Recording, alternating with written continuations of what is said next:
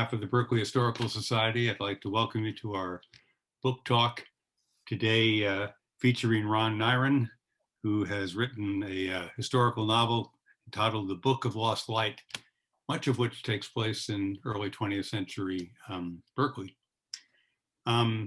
Just for those of you who are not familiar with the Berkeley Historical Society, if you like to find out more about us, you can go to our webpage or to our Facebook page. You can access them through Google and see about some of our other programs and some of the exhibits, and maybe even join and participate with us in preserving, promoting, documenting Berkeley history. Let's see, probably most of you are aware that today, April 18th, is the 115th anniversary of the 1906 earthquake and fire that destroyed most of San Francisco, probably the greatest natural disaster that's ever affected a major American city. And as we'll hear, that event is a very important part of Ron's story. The earthquake certainly shook up Berkeley and the East Bay, but there wasn't nearly the extent of damage that occurred in San Francisco. So that Berkeley and Oakland and the rest of the East Bay, to some degree, urban life could continue more or less normally. And so Berkeley and Oakland in particular were able to welcome literally thousands of San Francisco refugees. The Army actually ran a refugee camp on the Cal campus, and there were refugees who came and stayed with family members. My grandmother was one of those. There were also refugees who came and stayed with friends and acquaintances, and the fictional family that it's at the heart of Ron's novel is in that category. Between 1900 and 1910, Berkeley's population tripled from 13,000 to 40,000, and much of that was due to earthquake refugees who never went home again. And so that event is an important part of the book, and much of the book takes place in the immediate post-earthquake era here in Berkeley. The book also deals with the important history of photography in the Bay Area. The California Gold Rush was the first big event in American history to be photographed. And it was the gold rush that transformed San Francisco into an instant city and the Bay Area into an instant metropolitan region. And because of that, San Francisco and the Bay Area are the first places in the United States where the entire process of urbanization is documented by photographs. So it's not surprising that the Bay Area would have a lot of important people in the history of American photography. One of them, Edward Muybridge, plays an important role in the book. And I know that Ron will be talking about some of the Berkeley photographers of that era as well. And then the other big theme that's covered in this book, historical theme, is the history of bohemianism or counterculturalism, if that's a word, in the Bay Area, but particularly in Berkeley. And even though people like Annie and Bernard Maybeck or Charles Keeler don't officially appear in the book, their lifestyle, their ideas, their spirit certainly is an important part of the book, an important part of some of the characters in the book. The book actually is Ron's first novel, but he has published a great deal of short fiction in many different venues. He received a Master of Fine Arts in Creative Writing at the University of Michigan. He's a former Wallace Stegner Writing Fellow at Stanford. He teaches fiction writing for the Stanford Continuing Studies program. One thing, Ron is not going to speak for just 50 minutes and then we'll have questions at the end, but he's going to divide up his presentation into segments. And at the end of each segment, we'll have some time for questions and comments. And you can ask those questions by using the chat function on your Zoom screen. And you can write in those questions, and then Tonya Staros and Janine Costello Lynn of the Berkeley Historical Society will read those questions or communicate those questions to Ron. So I think that's a great way to do it. And in a sense, then we can, maybe the presentation will be less a monograph and more a kind of a conversation. So I hope you take advantage of that. I don't think there's any other introductory business that needs to be said. Again, maybe I should thank Janine and Tonya, and also Anne Harlow, who played a major role in making this thing actually happen. These events don't just happen by themselves.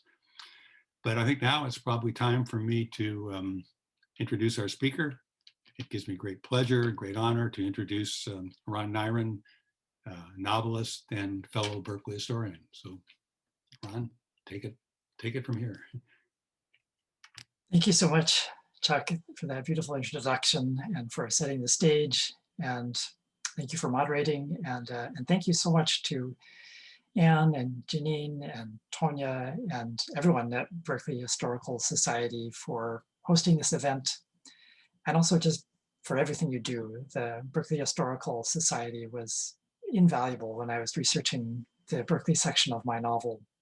And I'm just so grateful to you all for maintaining and sharing the amazing historical resources you've gathered for so long, and putting on the exhibits, publishing the books, and making so many original sources available. It was just, I don't know how I could have written this novel without that. So thank you so much.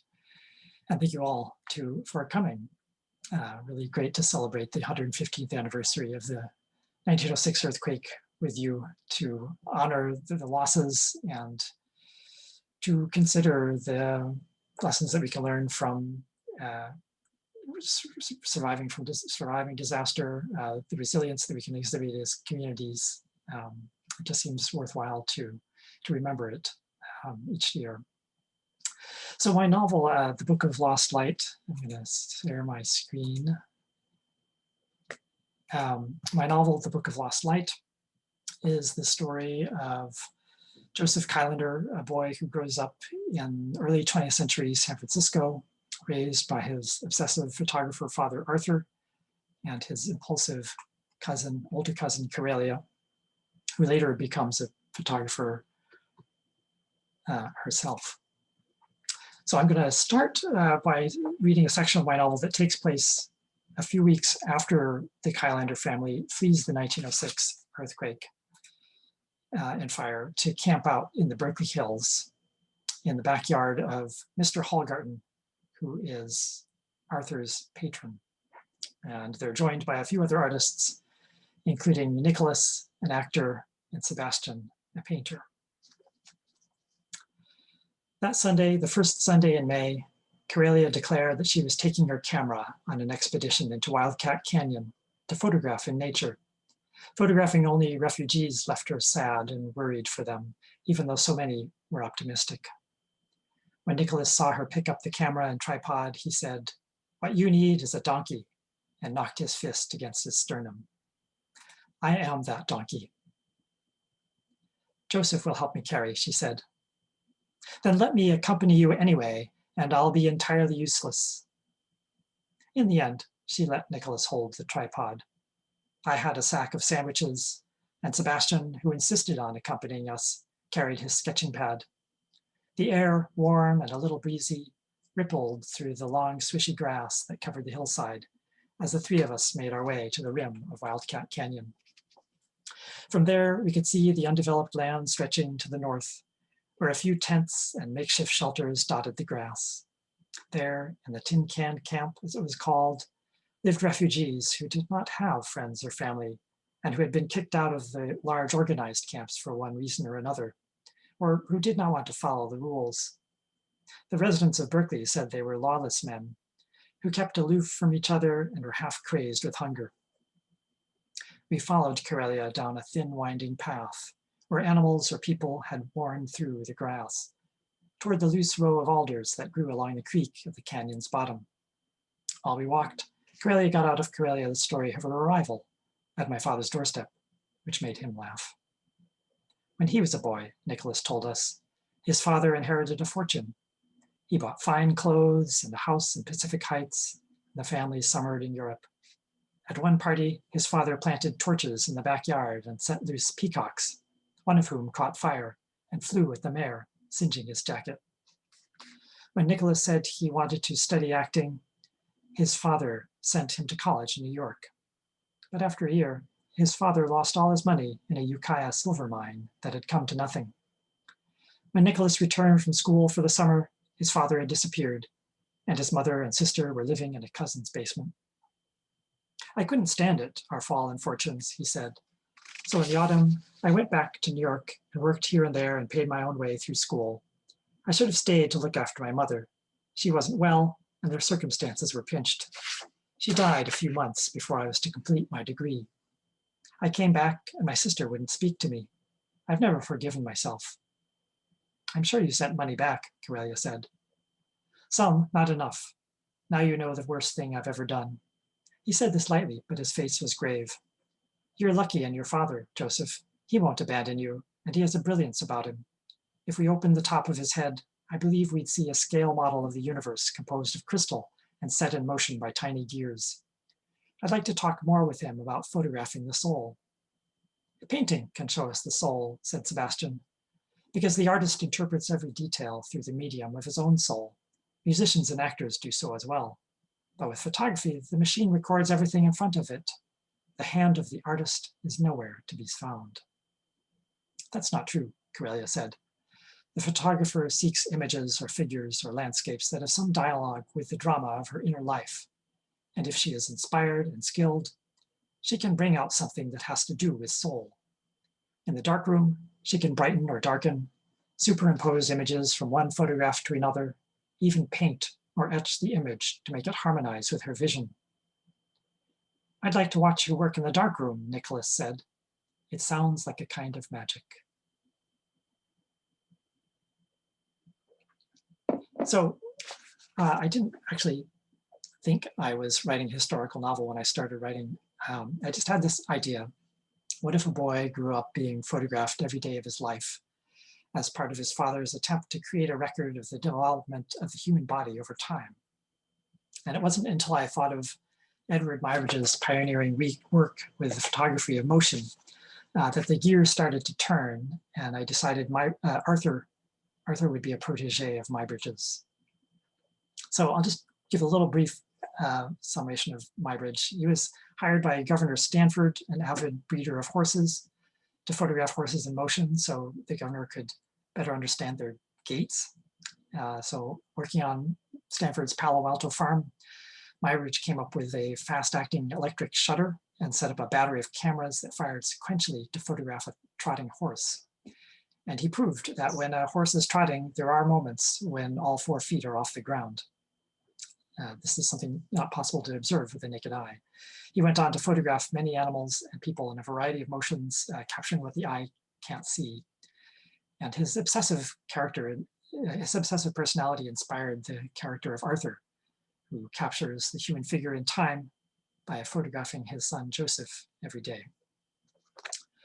When I was researching to find out what else was going on in photography around that time in California, I discovered pictorialism, which was a movement that started in the late 1800s, aiming to prove that the camera could not just be an instrument for documenting reality, but also produce these romantic, expressive images that could resemble paintings. And they involved a lot of technical manipulation in the darkroom, as Corellia describes a little bit in the passage I just read. And they often are very focused on nature. So when I began researching, one of the Berkeley pictorialist photographers who I came across was Laura Adams Armour. She was born in 1874 in Sacramento, but raised in San Francisco. She studied at the Mark Hopkins Institute of Art around 1893, and then opened her first photo studio in San Francisco's Flood Building. In her 1900 essay, Picture Possibilities of Photography, she wrote, "This age does not chase elusive shadows, but it changed the sunbeams, using them as a medium for soul expression. For what we call soul is in picture is but another name for symmetry, harmony, the perfect blending of idea and expression. The painter may attain it. Why not the photographer? This essay is her sort of manifesto and argues that the camera is just another instrument, just as the painter has instruments of the brush and the paint. So after she married Sidney Armour in 1902, they moved to Berkeley, where Laura set up a studio in her home. She ended up photographing Jack London and the poet Charles Keeler and other luminaries. She also bore a son, Austin Armour, in 1903. And I came across a memoir that Austin's wife, Alberta, wrote about her husband and his childhood. It's called Working Hands. And Laura was not always depicted in a flattering light in this memoir, but it did illuminate many things for me, including it confirmed a question I had about my character, Joseph, posing in the nude for his father's photographs. As he moved into adolescence, would a boy continue to allow that? And I'm just going to read a tiny section from Alberta Armour's memoir. There were many photographs of Austin in the nude, even up to his 16th year. Laura was an artist and he was her son. That was all the justification she needed. Of this problem in his life, Austin says, "Long before I was 4 years old, I had acquired the reputation of being the most photographed baby in California. And judging from volumes of albums, I must have been the most undressed boy in the state too. This posing in the nude before my father's camera was something I had taken for granted until I hit my teens. Then I began to be annoyed at the routine of having to climb naked up into rough-barked oak trees and follow all kinds of directions as to where to put my arms, legs, and head. Once I complained about having to squat in the crotch of a big oak, and Mom took a wad of her focusing cloth for me to sit on. When I rebelled for keeps, she was very angry." So I just love that glimpse into Austin's life and what it was like to grow up the subject of your parents' photography. They lived on the 1300 block of Arch Street in North Berkeley. It was next to a house designed by, here's some more of Laura Adams Armour's photographs. The Schneider House, designed by Bernard Maybeck and completed in 1907. This was the house, it's the house on the right. The house on the left is another Maybeck house in a somewhat similar style, the Boak House. But the one on the right, the Schneider House, later became known as the Kroeber House. It's where the science fiction writer Ursula K. Le Guin grew up. And there's just a real memory that Austin grew up when he collected, as a child, he collected the semicircles of the redwood boards left over from the cutouts in the balustrades.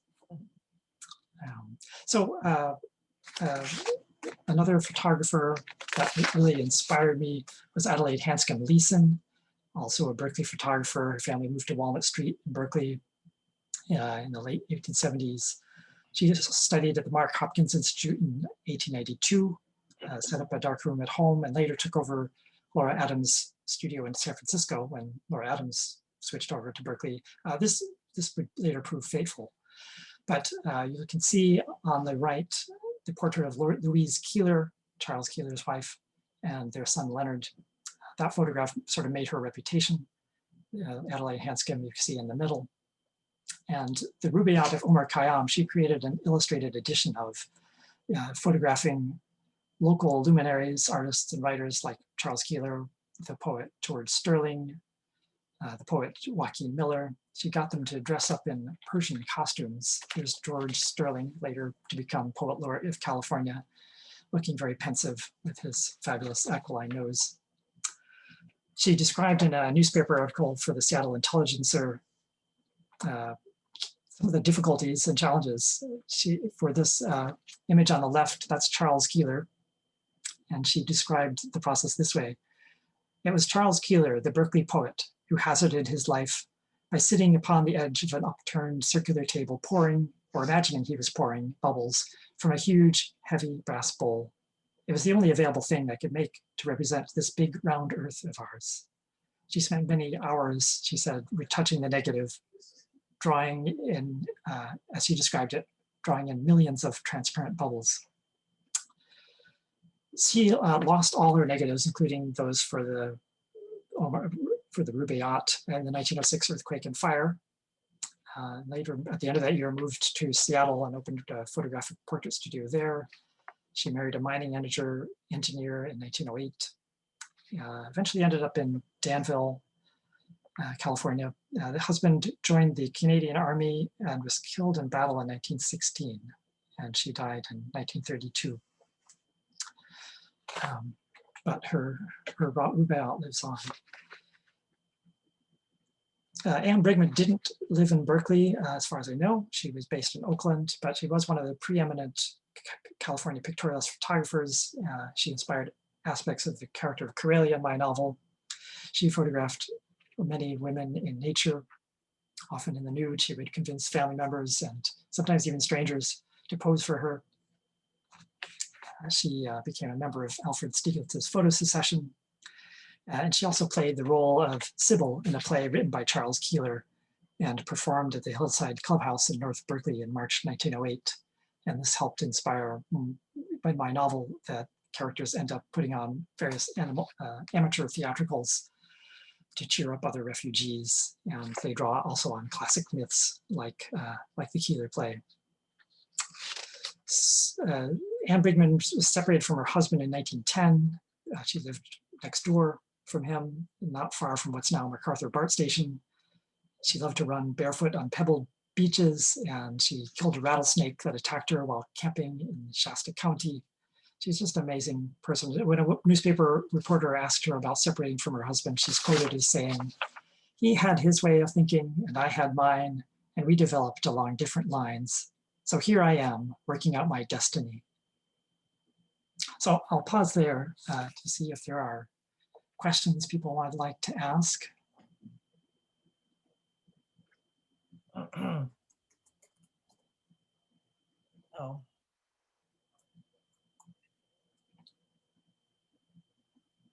Well, I guess I have a question. I don't know if everybody else is able to speak. Can you hear me? I can hear you. Yeah. Was that the peacock that caught fire? Was that a real story that you read somewhere? I think that part is invented, though, so you never know. But I think I made that part up. That was creative. Sometimes it's hard to remember all these years later which parts. There are parts that I definitely know I invented and parts that I definitely know are historical, but there's also a gray area in there. I happen to know we have Laura Adams Armour's granddaughter in the audience, Eleanor Armour, and hoping she'll speak up. But yes. Wow. Oh, there's one question. What sources did you use to get these photos? The internet, Google searches, right? Google search is tremendously helpful. Yes. Some of them I found in a folder. I did a lot of research in about a decade ago. So I looked in my folder for all the images I collected then. And there are books you can buy online that of Anne Brigman's photographs. There's several of them that have just really extraordinary images. But yes, the internet is very helpful. Also, for the earthquake and fire section that I'll do next, I have some images from various places, including the Bancroft Library has a great resource on earthquake photos and texts. This is Chuck. I don't know whether anybody can anyone hear me? Yes. Okay. I was just wondering, did you ever consider, or actually I know that you did consider having people like Charles Keeler and Bernard and Annie Maybeck as characters in the book? I wonder why you decided not to do that. Yeah, I was so entranced with these historical figures that over the course of writing this novel, at various points, I wrote scenes with Charles Keeler, with Bernard Maybeck, with Annie Brigman. There was a scene with Laura Adams Armour, a scene with Adelaide Hanscom Leeson. There are some others. Almost all of these cameos, I loved writing these scenes. They were so much fun to write, but they didn't really advance the plot. In one whole chapter, I had Corellia visiting Laura Adams Armour, and being inspired by her, and Laura Adams Armour gives her a camera. But then I realized in a paragraph I could have Mr. Hallgarten, their benefactor, give Karelia a camera, and in terms of plot, that was a more effective way to go. So every time I would write a scene, I would just think, wow, this is so much fun, and yet in terms of the plot and terms of keeping the story moving, I'm sort of enjoying myself, and I think a reader who's reading for story would want things to move on. So in some cases, I confirmed this with my writing group. So there are a few cameras in the story. Edward Muybridge does make a brief appearance in the beginning, and Police Marshal August Volmer makes a brief appearance. There might be a few others, but for the most part. So I have a question from the chat, Ron. The person asks, are you a photographer yourself? What inspired your interest in photography, and what launched this exquisite novel? That's from Martha Conway. Thank you, Martha. I am not a photographer. I have done very little in the way of photography in my life, except now that I have a smartphone, we are all photographers. But I was just fascinated by, I think by Edward Muybridge, put it in my head, this concept of using photography to show us something about reality that we can't see. So I started with it really from an idea perspective. And then the more I started researching photography, the more I got fascinated by the history of photography. And I'm just fascinated by the ways people make sense of the world. As a novelist, that's sort of my great driving interest. And so I'm more interested in photography in sort of the ways people use it, the stories they tell about using photography, and the manifestos or paradigms that they inhabit or create. Then I love looking at photographs, and I take them for Facebook. But I just so admire people who are actually photographers who study the art, and maybe in a next lifetime. Thank you. I think it's time for Ron to begin his second session of description, which is more on the earthquake, I believe. But continue to write your questions in the chat as they come to you, and then we'll have time, after he finishes his second section, or if not then, at the end. We'll probably have some time then. So, Ron, do you want to continue? Yes, thank you. Okay. So I thought I would just start by reading a couple of brief passages from the earthquake section itself. So this is a section earlier in the novel than the one that I already read you. It's the Keilers' experience fleeing the fires. A battalion of the National Guard had just moved its temporary hospital from the Mechanics Pavilion, which is in the flames' path, to Jefferson Square. There, doctors cleaned and bandaged my father's right hand and bound the arm in a sling. They cleaned and bandaged a wound on his leg, and they treated a small burn on his temple.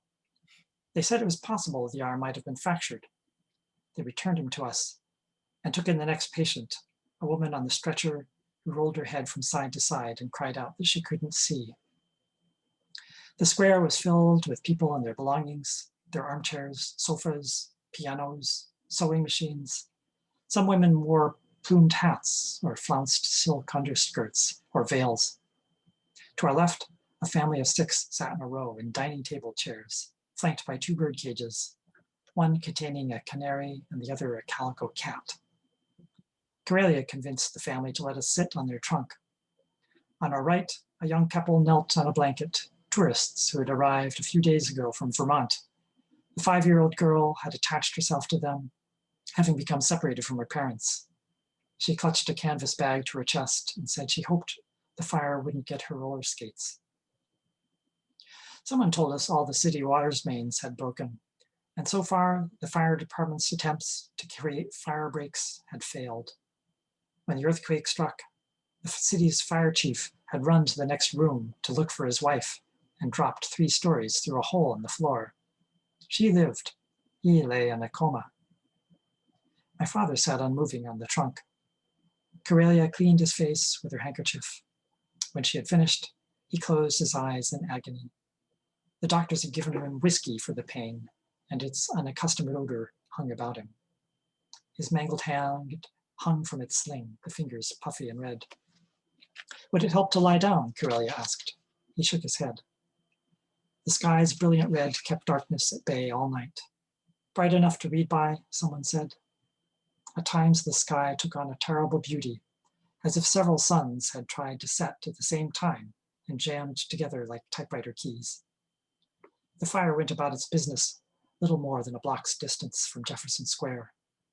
Fortunately, the wind was from the west now, not pushing it in our direction.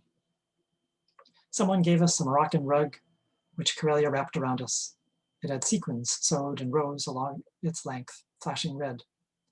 Whenever we started to doze off, a rain of cinders woke us, or aftershocks, or dynamite, or collapsing buildings, or the constant argument of the flames. My father lay so still that I found myself watching to make sure he was still breathing. And then I'll skip a bit and read their arrival in Berkeley, where they go to the house of Mr. Hallgarden, Arthur's patron. How sweet Berkeley smelled. Here, wisteria bloomed. Trees held their green canopies Sorry. exuberantly. The houses stood in orderly rows. We passed lawns where families sat around a fire or a stove, their tumbled house chimneys, the sole signs that the earthquake had struck here too. Some of them stopped to ask us if we came from the city. Had the St. Francis Hotel burned? Was it true that the militiamen were shooting suspected looters? Had we seen a sandy-haired man named Rufus, about 6'2"? When we reached the Hallgarten Street, we had a view of San Francisco, now less a city than a volcano, veiled with smoke and seamed with red. The swollen sun loomed over the horizon as if it were gorging itself on the flames. I looked away. We had seen our flat catch on fire and our studio fall, but still it seemed impossible that they should be gone. When we returned, surely we'd find the buildings black and tindery outside, like charred meat, but inside it would be all right. Sophie answered the Hallgarten's door, a half-bitten muffin in her hand. I was conscious of our appearance, our hair matted, our eyes reddened, our clothes stinking of smoke. Yet Sophie seemed unalarmed, studying us as if we were a tableau put together for her appreciation. Then she turned and bawled back into the house, "Mama, there are more refugees."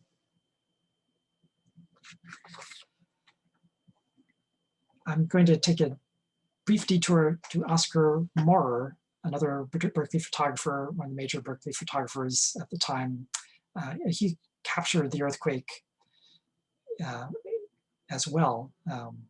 He took up photography when he moved to the Bay Area. His family moved to the Bay Area in 1886 when he was 15 and played a major role in Berkeley's cultural life. He married Margaret Robinson, one of the founders of the Hillside Club, and contributed to exhibitions at the Studio Building, the Art Association, and the Hillside Club.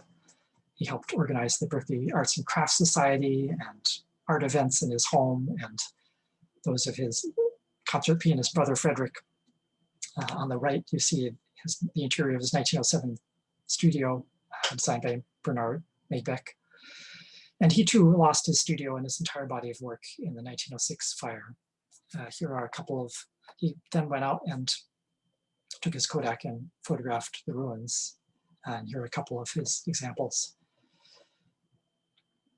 But around 500 city blocks were destroyed over the 3 days, starting April 18th at 5:14 a.m. The fire started almost immediately, and you can see the burned area in that map to the left. In some cases, entire facades sheared off of buildings, exposing the contents like a dollhouse. Many people ended up living in tents in various San Francisco parks. The destruction, as Chuck mentioned, was less severe in Berkeley, though a number of buildings suffered damage. On the right, you see one of the downtown buildings and the damage there. On the left, there is the Berkeley High School, which its chimneys just toppled off entirely. But the town sprang into action, starting a relief day on the very first day of the earthquake.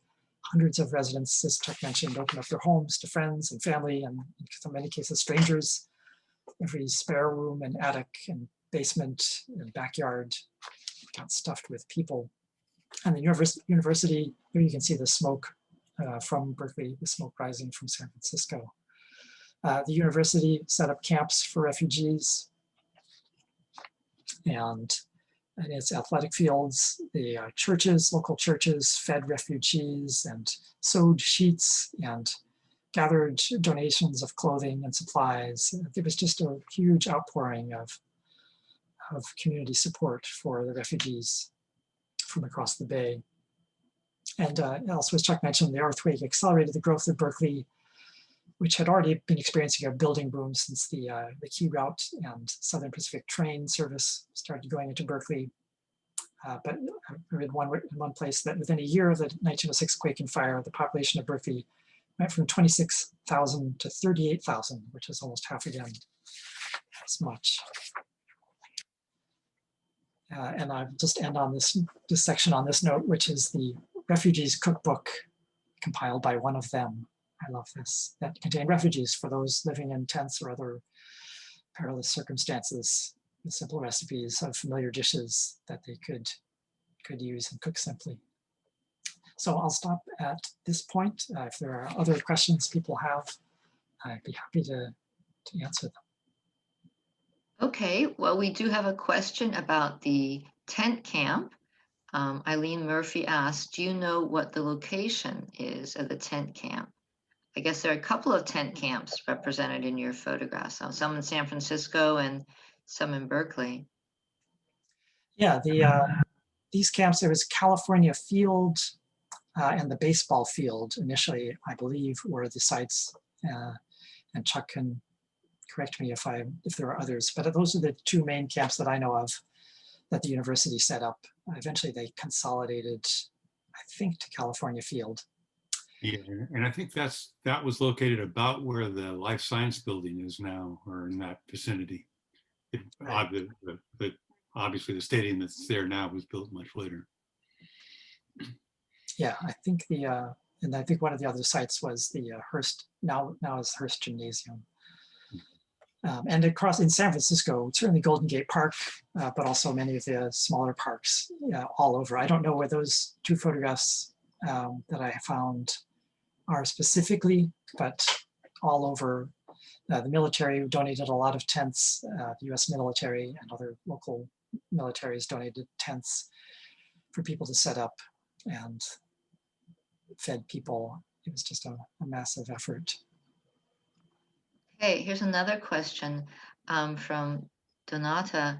What were major effects, maybe contributions, to Oakland and Berkeley's development due to the earthquake? As I mentioned, there was already a building boom going on, but the northern portion of Berkeley was not very developed before the earthquake, and that in particular experienced a massive wave of home building, enterprising. I believe it was Mason McDuffie, and again here Chuck might have a more wide-ranging knowledge of Mason McDuffie's role in turning empty land into houses. But just Berkeley expanded northward a great deal. It was much more empty ranch lands before that. Chuck, do you have more details on that? As Ron mentioned a minute ago, there was already a big building boom going on, partly because of the electric rail systems. The Key system and Southern Pacific opened up new areas, and it also allowed people to commute to San Francisco and Oakland very efficiently. So there was already a boom occurring, but the earthquake really accelerated it. One of the areas, there's a quotation that I read, and I don't know the source of it, but it's somebody from the Berkeley Chamber of Commerce saying, well, we can walk down streets and see these signs of what were formerly San Francisco businesses now being opened in downtown Berkeley. And he said, of course, we're sorry for suffering of San Francisco, but it's really nice that all these new businesses are opening up. So Berkeley and Oakland also were both tremendously stimulated by the population growth and coming to businesses across the Bay. In a sense, the Bay Area's population began to be redistributed. It was so concentrated in San Francisco before 1906. After 1906, the Bay Area becomes much more a kind of metropolitan region with the population more evenly distributed. Mhm. Interesting. So Tonya asks, how long on average did people live in refugee camps? I Chuck again, you might have a more ready answer to this, but in some cases months, in some cases I think up to a year, some people were still living in camps in San Francisco. The camps in Berkeley did not stay open that long. I'm trying to remember when they closed, sometime in the summer of 1906. The US Army eventually stepped in and took over the Berkeley camps and managed them, and then started consolidating them in Oakland, I think in the Adams Point neighborhood. Chuck, do you remember how long the latest camps were open?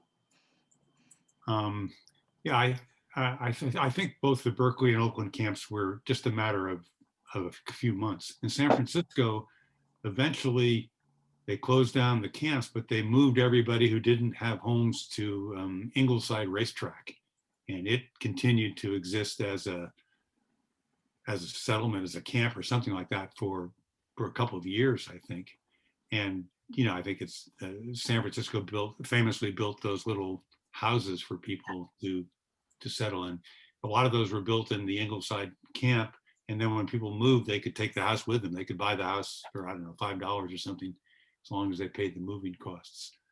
So in San Francisco, I think some kind of camp-like living continued on for a year or two, but I think in Berkeley and Oakland, it was just a few months.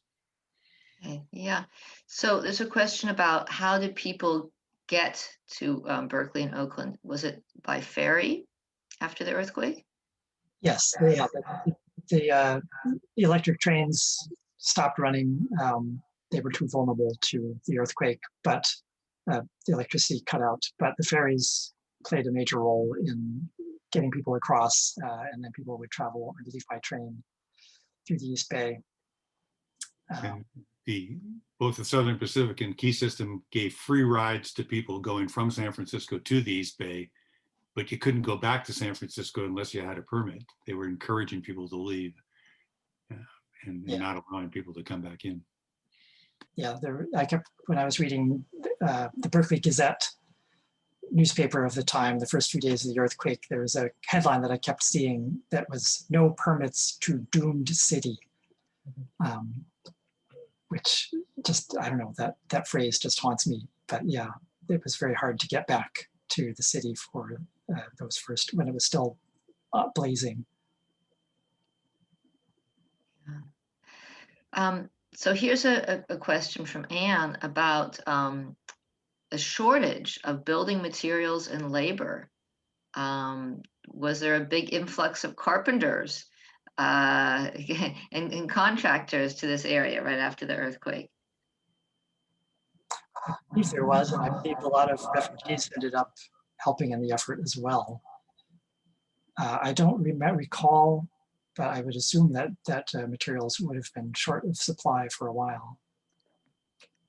Yeah, I think San Francisco was a very heavily unionized town anyway, but it really particularly the carpenters and the construction unions became very powerful, and wages of blue collar workers were probably higher in San Francisco than anywhere else in the world in that decade or so after the earthquake. And the other thing that happened was a tremendous amount of logging, particularly in the redwood forest in the North Coast, in Mendocino, Sonoma, Humboldt counties. Just tremendous amount of trees were being lumbered to rebuild San Francisco. And also in Oakland, or were the redwoods in Oakland already? They had already been cut. Okay. Well, we have a question that from somebody. I think maybe we'll take that one at the end. And and let you move on to your final section, and then we'll have a longer time for questions at the end. Great. Well, I just wanted to end with a little section about Charles Keeler, Bernard Maybeck, and the Hillside Club, because they also played an important role in sort of the philosophy of building in the Bay Area and the shape of buildings and just their experimental mindset. They're highly creative. So Charles Keeler was a philosopher, naturalist, and poet who lived in Berkeley.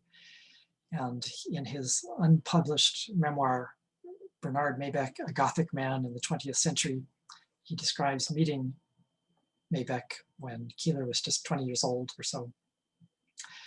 He said, back in 1891 or thereabouts, I was working at the California Academy of Sciences in San Francisco and generally returned to Berkeley on the 5 o'clock commuter's ferry. My attention had been attracted by a man of unusual appearance, often encountered on this boat.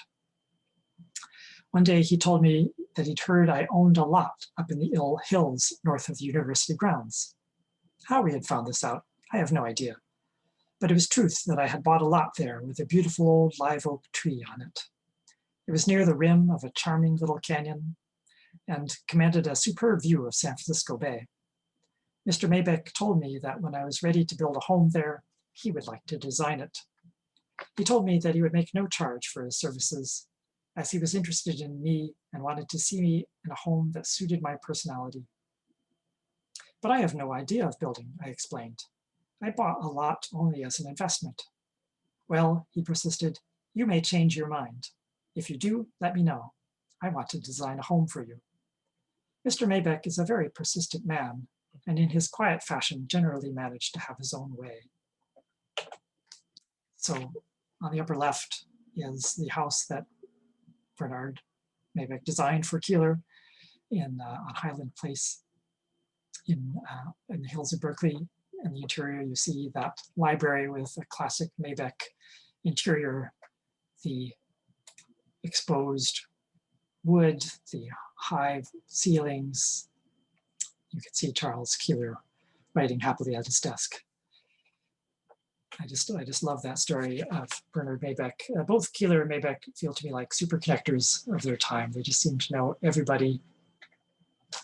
Bernard Maybeck was born in 1862, and there's the Schneider House, now known as the Kroeber House.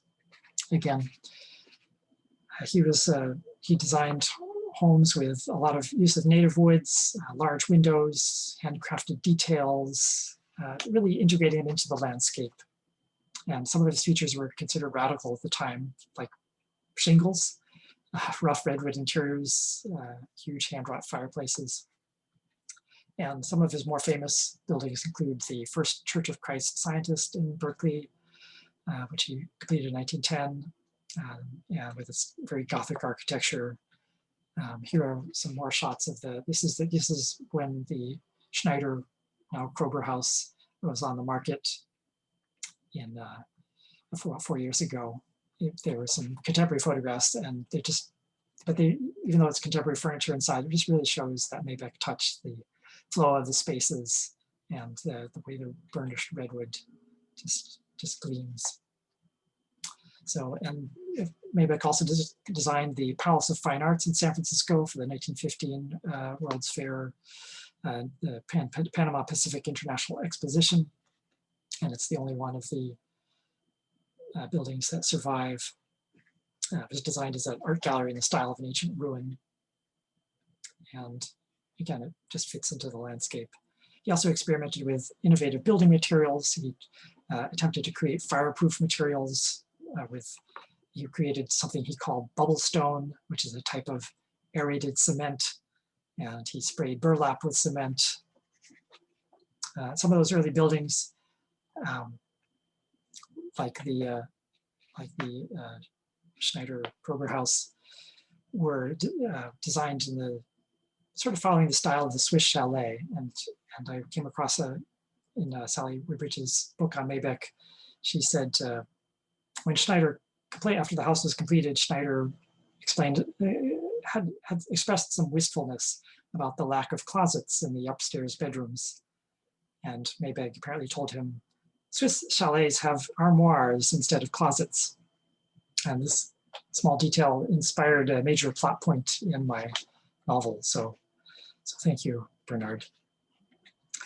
And I mentioned the simple home that Charles Keeler wrote, sort of compiling, this was at the time he was president of the Hillside Club, sort of compiling his ideas and Bernard Maybeck and the other communities' ideas of how to build in harmony with nature.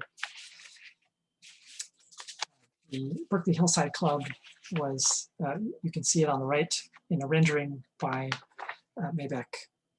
He built the building in North Berkeley, and his building burned down in the Berkeley fire of 1922. It was the one that's on the site now was designed by his brother-in-law, more or less along the same lines. The Berkeley Hillside Club was founded in October 1898, and early members included Bernard Maybeck and his wife Annie, and Charles Keeler, and John Gale and Howard, Almer Coxhead, a prominent architect, another residents of the hillside. And the club's aim was to build with nature. They described it in different ways over the years, but in one case they put it this way, that their aim was to protect the hills of Berkeley from unsightly grading and the building of unsuitable and disfiguring houses, to do all in our power to beautify these hills, and above all, to create and encourage a decided public opinion on these subjects. In 1906, 1907 yearbook, they said that their credo was, once a lot is bought, use what is there. Avoid cutting into the hill, avoid filling up the hollow. The man who wants a flat lot does not belong on the hillside. So they had a tremendous influence on the character of development in the Berkeley Hills, sort of encouraging architecture that flowed around trees and fit into the landscape with a sense of materials, not using materials that were alien to the topography and the landscape. And there's a Berkeley landmark designated in 1986 called Annie's Oak on Leroy Avenue and LeConte in North Berkeley. You can still see the plaque there. The tree did eventually die in 1885. It was replaced with a young tree of the same species, but it was saved by Annie Maybeck. She is said to have marched off to City Hall when she heard about plans to cut down some of the native trees during street pavings early in the 20th century. And one of the other quotes from the club is that the few native trees that have survived centuries should be jealously preserved, bend the road, divide the lots, place the houses to accommodate them. And I have that on my browser. This is Annie's Oak. This is a 1915. This is on berkeleyplaques.org. But I just love that. So I'll stop here and see if there are other questions, either about these figures or about the novel or about Berkeley in general at that time.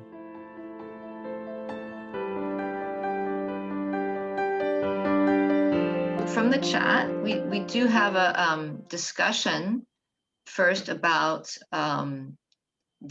what else Maybeck may have designed in addition to the Palace of Fine Arts. And somebody asked in terms of the Panama Pacific Exposition, someone asked, did he design the Tower of Jewels? And several people wrote back that no, the tower, he did not. And specifically, the Tower of Jewels was designed by Thomas Hastings of the firm of Carrère and Hastings. So I guess that's, there's a question and also an answer. I don't know if anyone wants to follow up. There's my dog to discuss why it was, I guess, kind of a curious question. Why it was that only Maybeck's building was preserved. I mean, I'm going to mute myself and let somebody else answer that.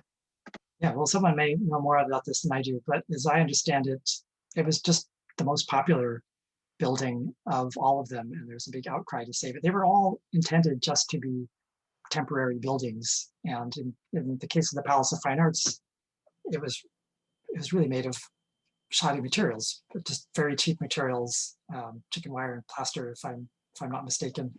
So really not intended to last. None of these buildings were, and there was it was so popular that there was an outcry, and it was decided to save it. I think it required rebuilding, but someone who's more expert in Maybeck might have more details on that big effort.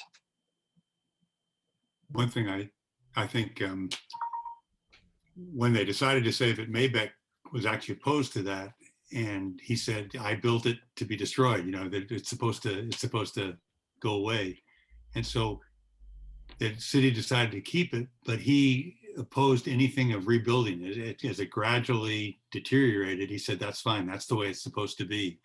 But then after Maybeck died, then they finally, some wealthy person in San Francisco gave a lot of money to actually rebuild it with concrete instead of plaster of Paris and that sort of thing.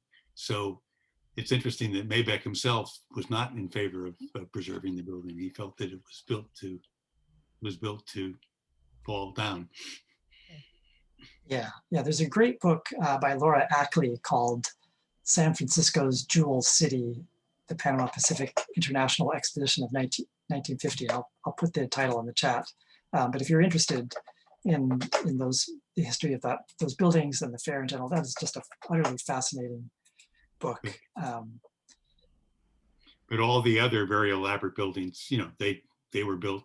They took them down, and the Marina District is where the fair was. They took down the buildings and turned into a residential district.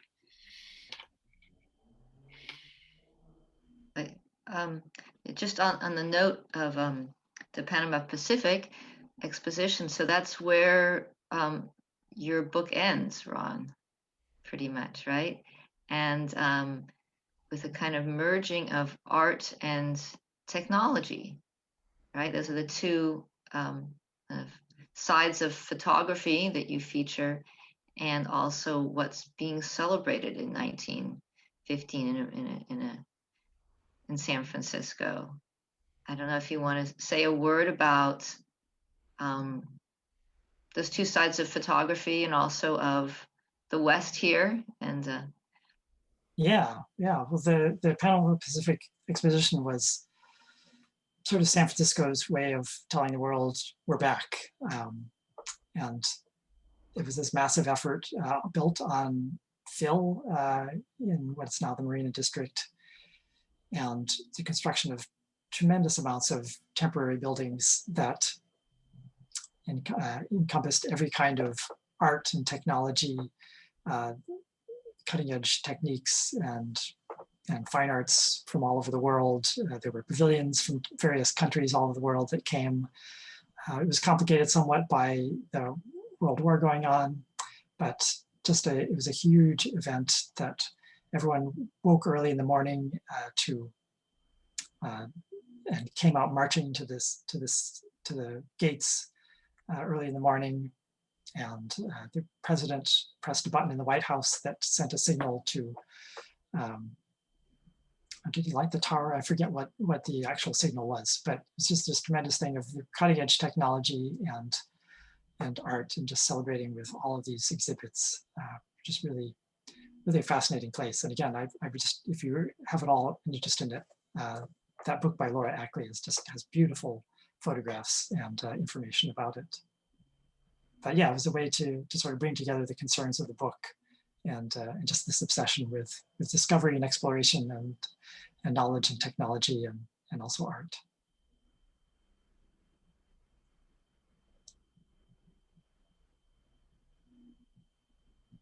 Sorry, it also allows you to come full circle on Muybridge and his project, because you mentioned the zoo. What's the actual word? The zoo's something scope. The zoo practicoscope, yes. Muybridge had developed early on in the 1870s, sort of a precursor to the moving picture. He photographed the horse. He took photographs of the horse in motion at various different stages of of movement and had drawings made of them because they weren't quite, the images at that time were not strong enough to produce the illusion. So he had sort of an artist trace the images of the photo of the horse at various stages in his trot and mounted them on a wheel that when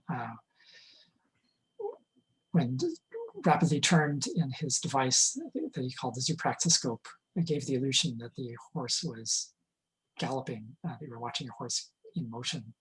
And it's just, I just loved that that technique. And he would give lectures on this. He was actually more excited about that than the work he'd been doing, which in my book, I have Arthur somewhat annoyed that Maybeck seems to be turning his attention away from his important photography and wasting time on this thing that Arthur just sees as an entertainment. But of course, it would come on to dominate everything we do, including this Zoom conversation today.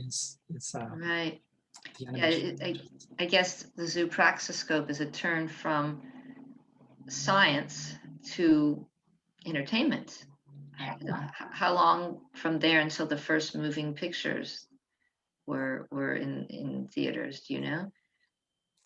From 1915, when, I don't know if anyone knows that, when the first moving pictures. Oh, moving pictures were already there by 1915. It was maybe Muybridge's thing around there was in the 1870s. Yes. And I think by the 1890s, the beginnings of what were to become moving pictures were beginning to be developed. I think, but I'm not. But I mean, Muybridge, what Muybridge did was, people, he in effect created the foundation of what became moving pictures.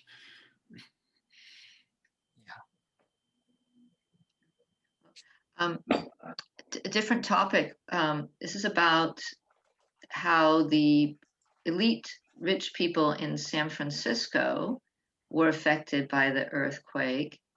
And I guess it's that is a sort of a larger question, like, did a lot of the rich people in San Francisco relocate to the East Bay and specifically Berkeley? And did that bring a lot of money into Berkeley? That might be a question that Chuck knows more about. Certainly some wealthy citizens were already setting up camp in Berkeley as a more bucolic place to raise their families. They would take the ferry into work, but I don't know what the ratio was before and after the earthquake. I don't know. The elite district of all was the top of Nob Hill, and it was destroyed, including some of the big mansions by the railroad magnates. Mining magnates were destroyed. On the other hand, Pacific Heights, which was becoming the new elite neighborhood, there was relatively little damage there. Pacific Heights, the buildings are built on hard rock. So, again, I think the great majority of the neighborhoods that were affected by the earthquake and by the fire created by the earthquake were not elite neighborhoods, but were middle and working class neighborhoods, particularly working class neighborhoods south of Market. And Chinatown was one of the places most drastically affected by it. Yeah. Did that then bring a lot of Chinese people to Berkeley and Oakland? Yeah, there were some Chinese already here in Berkeley, and a lot of them came, and then their relatives and friends came to stay with them, and just kind of the same way that the broader population was coming here. So yes, there was, at least temporarily, an increase in Chinese population.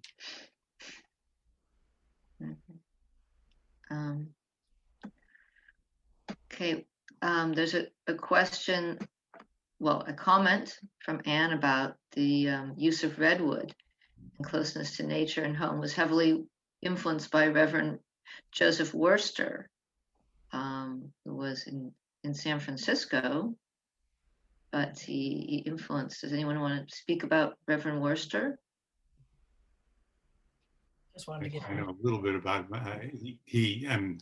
He was both a rep, but he also was a kind of I guess you'd call him he wasn't a professional architect, but he was a builder. And I think some of the first of these plain redwood sided buildings in the Bay Area were, I think the first maybe actually was built by him or we built for him. So, and eventually I think he moved to Piedmont and lived in a house like that. One thing, just kind of interesting story about Maybeck, you know, there was this huge Berkeley fire in 1923. And Maybeck, I don't know whether Maybeck stuck to this, but he said he would never build another wood-sided or shingle house because he saw how these houses became like flamethrowers almost. And I think most of the buildings that Maybeck built after 1923 were stucco or concrete and not wood. Yeah, I think his great interest in fireproof materials extended from that. It's experimenting with trying to find ways to use concrete to build buildings. So Reverend Worcester was a Swedenborgian minister who always wanted to be an architect, but somehow never became an architect. But he had a lot of influence apparently on a number of the important Bay Area architects of the time, like Ernest Coxedge, Willis Polk, A. Page Brown, Maybeck, of course, and Albert Schweinfurth. The Swedenborgian church in San Francisco in the Pacific Heights district was built, I think, in the 1880s and 90s, and it is built in that wood, that plain wood style. And it, I think, is one of the first buildings in the Bay Area of that style. And it's still there, still operating as a church, I believe. Do you happen to know how many Maybeck houses burned down in that 1923 fire?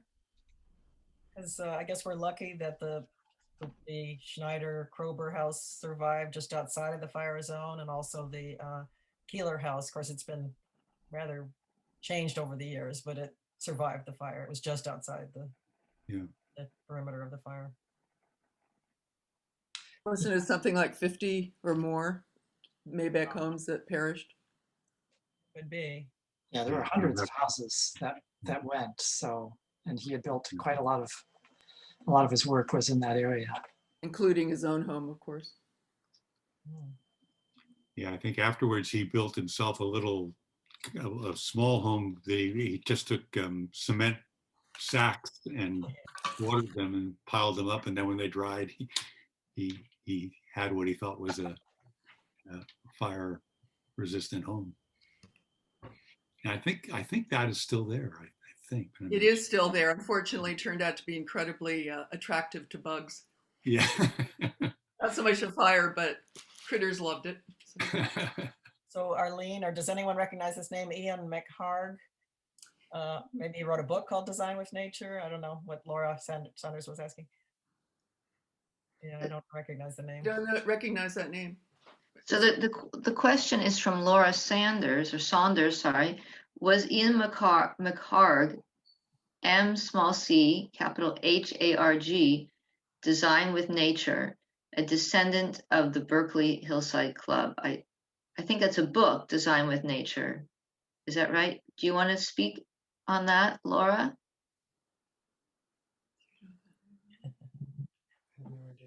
Ian McHarg was a 1970s architect who formed the basis of our current geographic information systems by making layers of what was on a property before he decided how to build and design for it. And when I was hearing about the Berkeley Hillside Club, I thought that they had a lot in common. So I was wondering if there was a connection there. He probably knew about them, but yeah, I don't know of one, but certainly likely. What else? Oh, how long did it take you to write the book? Somebody asked.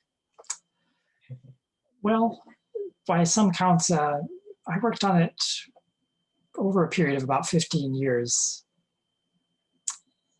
including just the research and writing and rewriting and showing it to my writers group. It took a while because just there was so many riches that I wanted to put in the book, and so many possibilities. That corralling all of these entertaining characters into a coherent story just took me a while, and I just loved the research. It was just so much fun to learn all what it was like, what theater was like, what photography was like, architecture, and I enjoyed every minute of it.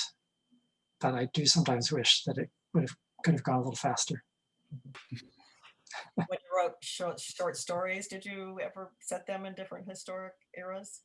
When I finished this novel, I did write a short story set in 1913 at the San Francisco Art Institute. It's a historical ghost story of sorts. So that was a lot of fun to write as well. The history around Is it ghost contemporary 19th century artists or? So the ghost, it is a ghost of an artist, yes. One artist. Any particular model? I'm blanking on the name of the actual historical professor that I'm thinking of. So, but yes. Virgil Williams. So, there, I encourage you to look in the chats because a couple of people have put links to articles, etc., that you might find interesting.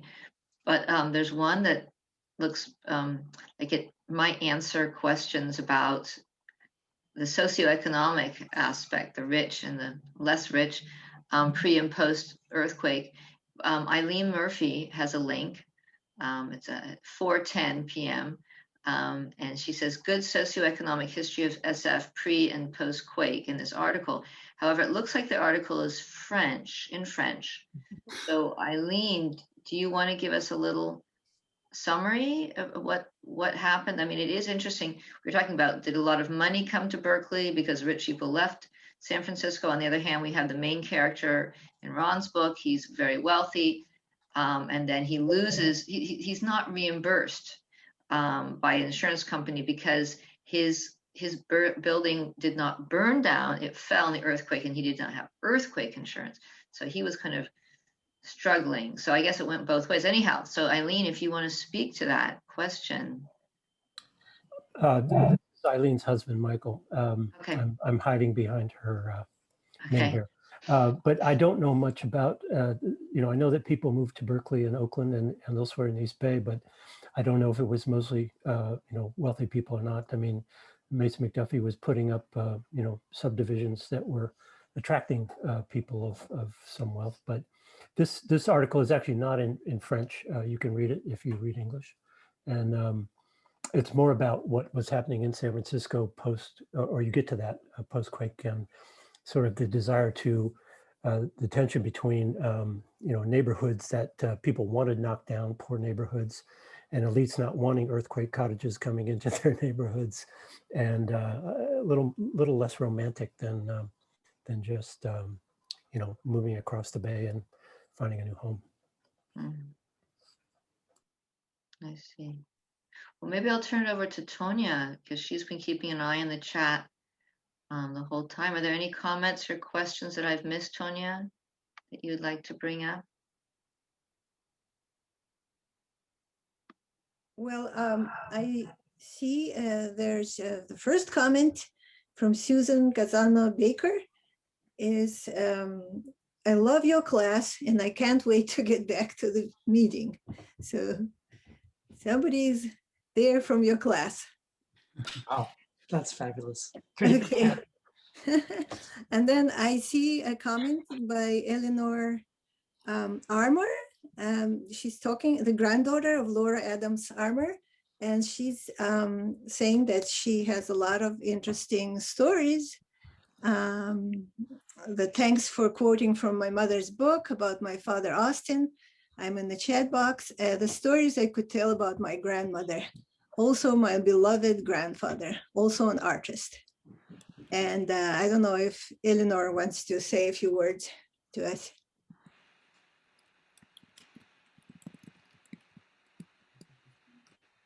Nope. Okay. Okay, so that's, and Sarah Stone said that she would love to read these stories. But apart from that, I'm not seeing any more missed questions. So I think we're good. Oh, I just see one last question. Can Ron talk about the drawing of a Maybeck building paired with the Palace of Fine Arts?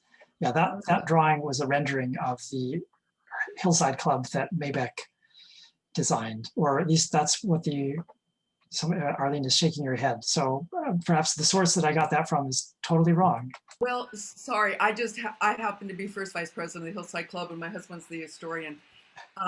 And we certainly have never seen a drawing that looked like that. We have drawings of the first Hillside Club building. We have one photograph of the original Hillside Club building, but it's nothing like that. Okay, then that looks much more like a residence.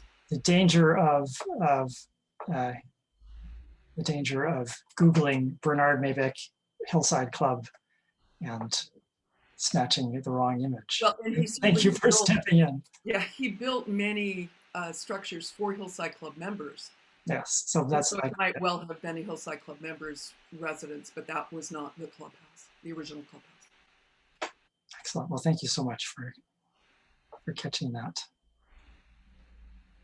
Maybe I don't know whether Arlene, maybe you know, I've heard that the reason why Maybeck's brother-in-law designed the new building was because Maybeck wouldn't build a wooden version of the Hillside Club after the fire, and so therefore more the story, at least we've heard, is that he was so busy with having lost so many homes, his own home, and a lot of demand from other Hillside Club members to rebuild their homes. So, you know, it might have been a combination, but I suspect more it was just he was overwhelmed in many senses of that word, but particularly just too busy. Yeah, I think the two of them were in the same firm. They were partners or correct. And evidently, was, at least again as we've heard, Maybeck was definitely involved with oversight of the drawings and the plans. And what of course is so remarkable is that it was built in just under a year, and the club reopened in 1924, which is, you know, you couldn't even get the permits done in Berkeley in that time. So, we were very fortunate that happened.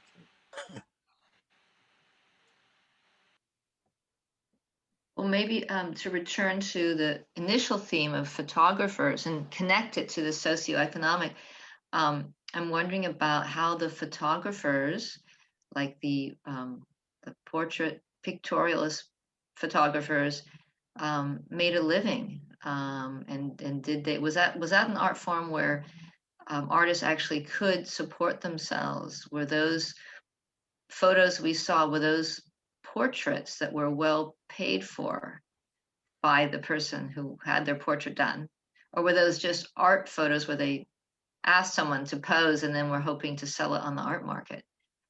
I think in a number of cases they were portraits that people had portrait studios and they would charge for portraits, and that was the primary source of income. Certainly Adelaide Hanscom Leeson in Seattle opened a portrait studio to make her living. So the art photography on the side, some of it did sell, and some of it was exhibited in art exhibitions at the time. But I believe that in a number of cases that was a big part of their income.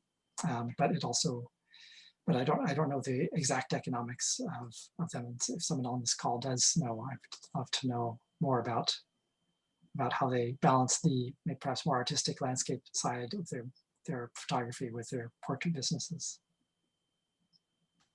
You would hope there were patrons out there that were buying it. Yeah. That's how Dorothea Lange got started, as a pictorialist portrait photographer in San Francisco. In your book, Ron, Arthur, who is not a pictorialist, he was very much a kind of scientific, but he made a living taking portraits. In other words, that's right. The portraits financed his scientific photography. Yeah. So I think that was pretty common, that you'd be a portrait photographer to make the money, and then that might finance your artistic or for scientific work. Well, cameras weren't mass produced at that time, so everybody didn't have their box brownie at home. So if they wanted a portrait, they had to go to a portrait studio, and yeah, but that's a business that is barely hanging on now, I think, because everybody's got their camera in their pocket and their phone. Yeah. So I guess if we don't have any more questions, I think we should thank Ron for a wonderful presentation, and thank all of you for spending a beautiful Sunday afternoon, and hope you come back for other Historical Society programs in the near and far future.